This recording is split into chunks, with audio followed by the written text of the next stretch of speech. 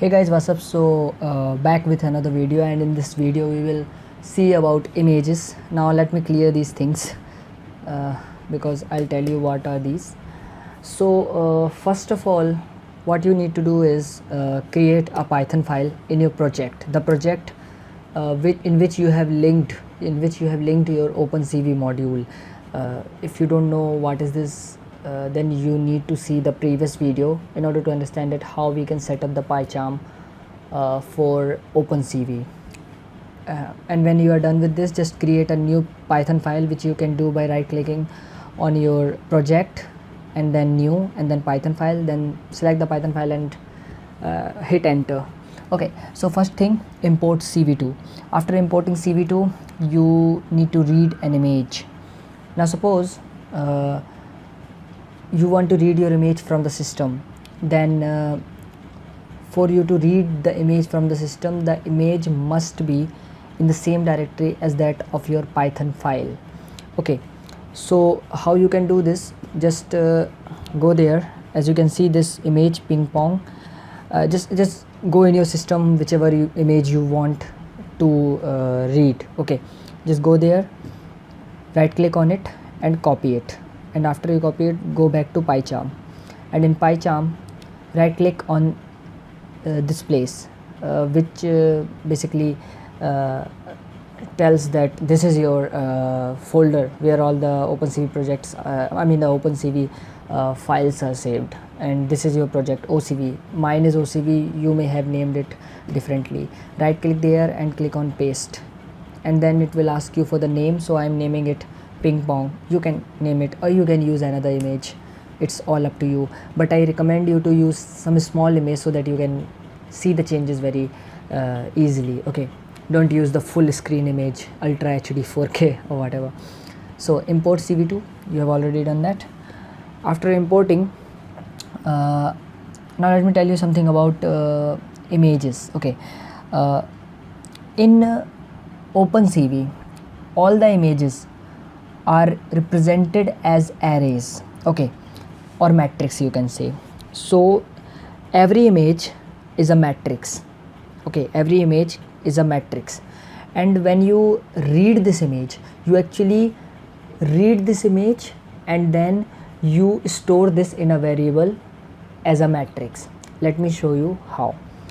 There are certain functions, as I told you earlier that OpenCV is a library of programming functions. So here also we are going to use one such function which is used to read image from your system.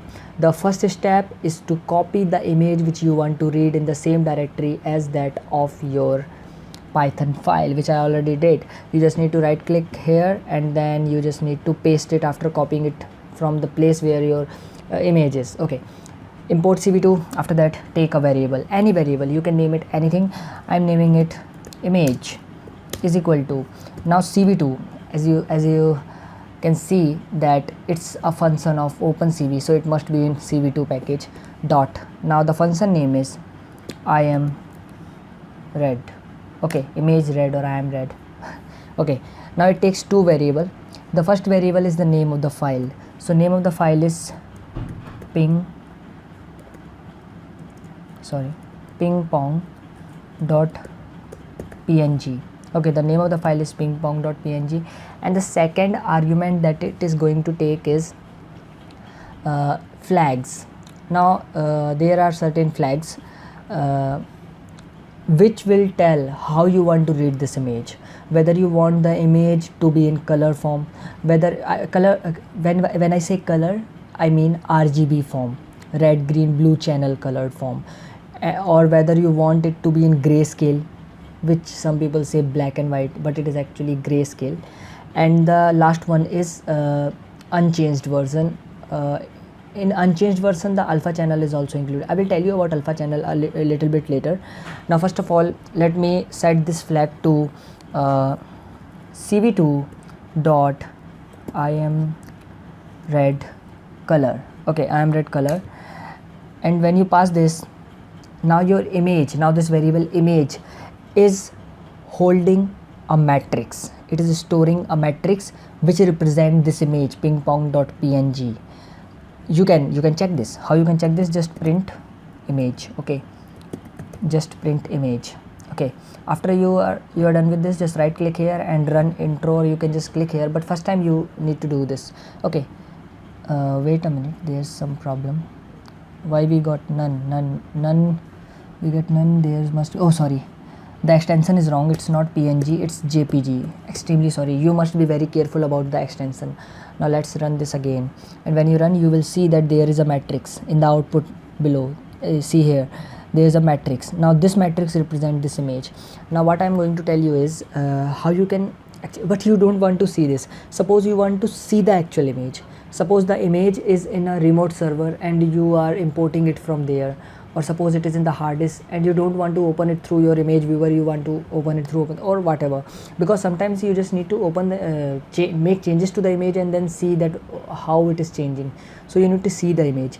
So in order to see the image, there is yet another function of OpenCV, which is cv2.imshow, which is used to show the image.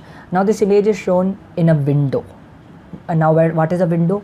Window is just when you start any application. Like I just started this application ClipGrab. As you can see in the top, it is written ClipGrab, download and convert online videos. Now this is the name of the window in which this application is open. Similarly, we need to name the window in which our image is to be opened. So we will you can name it anything, literally anything, but I recommend you to use a name which will help you to understand. Okay, so this window is showing this thing, this window is showing this thing, because in later part of the video we will use different things, so we must know that what is what. So here we will name it image viewer. Okay, and the second parameter that it takes is the variable which is holding the image, or simply matrix. But that matrix must represent the image, and we can simply say we need to pass the image here, image variable, this image variable which is holding this image pingpong.jpg. After you are done with this, you need to run the program. Let's run, but you will face a problem. I'll tell you what it is. When you run it, you just see that something is coming on the screen. A window appears and it disappears immediately. So you want to see that image. In order to see that image, the window must wait for some time, because it is a code. It will execute and it will exit immediately. It will not wait for you until you pass some command to it to wait. And there is yet another function in OpenCV which will help you, which will make your window to not disappear immediately but wait for some time, and that is cv2.waitKey. Now inside the waitKey, it takes just one parameter, which is delay. Delay, it takes that delay value in milliseconds. Now milliseconds means when you pass 1000, it means 1 second. It will wait for 1 second.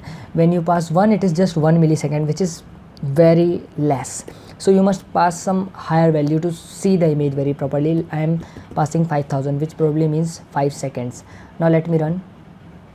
And when you run, you can see that yes, you can see the image. It is image viewer named up there, and you can okay, it disappeared because 5 seconds, you know, it's not that long. So let's make it 10,000.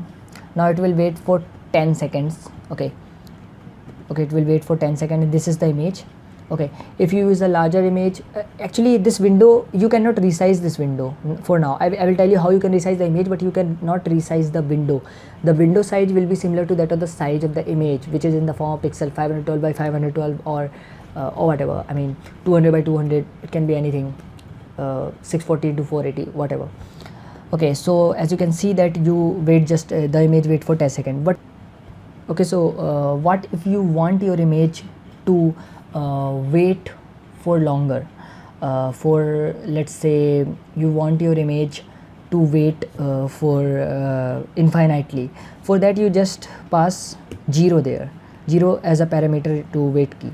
And when you will run this, you will see that it will wait for you to press the skip key, or you can stop the program. Okay, so it will not disappear automatically when you will hit the when you will pass 0 as the value, flag value. Okay, so now let me tell you one more very important thing here.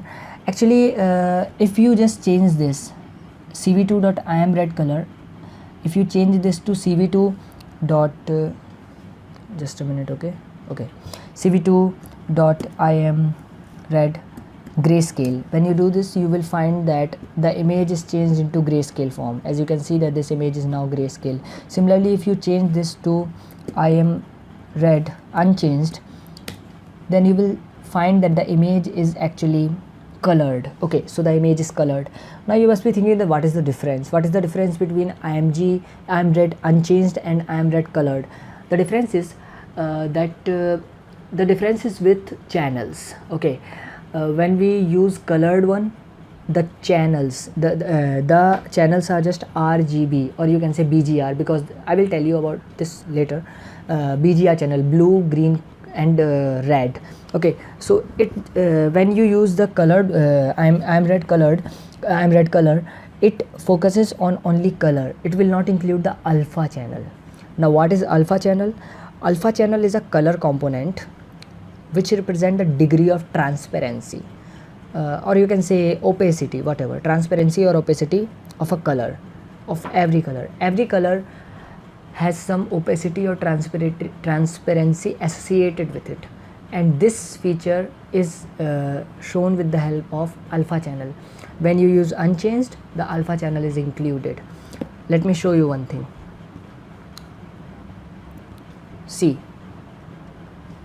See this image. Okay, so as you can see, this image here, this image is in RGB form. It has only 3 channel, R, G and B, red, green and blue. And when we include alpha channel into it, then you can see that it forms a composite image in which this part is a transparent part, because alpha whenever the alpha channel value is approaching towards that 0. Okay, so it makes it increases the transparency of the colors, and when the transparency of the color increases, you can see through them, you can see through the pixel. I mean, you cannot see through the pixel, but I hope you are able to understand what I'm trying to tell you. You must have seen those PNG images which have that transparency effect. When you put 2 images over one another, you can see the first image, but you can also see a little bit of the image which is which is masked by it. Okay, so this is some concept that we will use in the later part of this video. Now let me close this and wait a minute. Okay, so just let me close this. Okay, so now we see how we can read the images, how we can show the images. Now the next thing is we will see how we can write the images. Now writing images basically means that we want to save the images to our system after doing certain changes in the image. But I'm not going to do changes in the image because that will come in the later part of this series. I mean, not so later, maybe we'll see in the next video or maybe next after next. But I'll tell you about IamWrite function also. So let me do what? Let me tell you what it does. Sorry, IamWrite. Now it will take the file name. Now the file name can be anything. The file name can be anything. You can name it whatever you want. I am naming it ping pong copy. Sorry, ping pong copy 2. Okay, dot jpg. I'm saving is as ping pong copy to jpg, and the second parameter it will take is the image, or it will take the variable which is storing the matrix which represent a image. And what is that? It is image, image. And after you do this, okay, so one more thing I want to tell you. Let's wait key, let's put this wait key here. As soon as we press the escape, we will see that this image will be saved in this directory. Okay, now let me show you. Let me run this, and when I run this, I'll see this, and it will remain like this. It will not disappear automatically because we have passed 0 here, so it will remain here for indefinite period of time. As soon as we press escape, it will exit. Now I am going to press escape, and when I press escape, you can see that a file is created, ping pong copy 2. Let me open this. This is the file. Yeah, this file is saved here. So this is it. The video is getting longer, in the next video we will see that how we can how we can read videos and how we can show them, and also write, and how we can extract the videos frames from webcam. Okay, so I hope I'm not missing anything with image related stuff. I'm very sure about this. Okay, thank you so much. Oh, no, I am missing one thing. I forgot to tell you about destroying the windows. Okay, you must be knowing this. When you create this window, image viewer, actually you must destroy this window. To destroy this window, just write cv2.destroy all windows. All the windows will be destroyed. Okay, and okay, the window is destroyed and the file is again saved here. Thank you so much. We will just learn about videos in the next video. We will learn about videos in the next video. It sounds funny. Bye.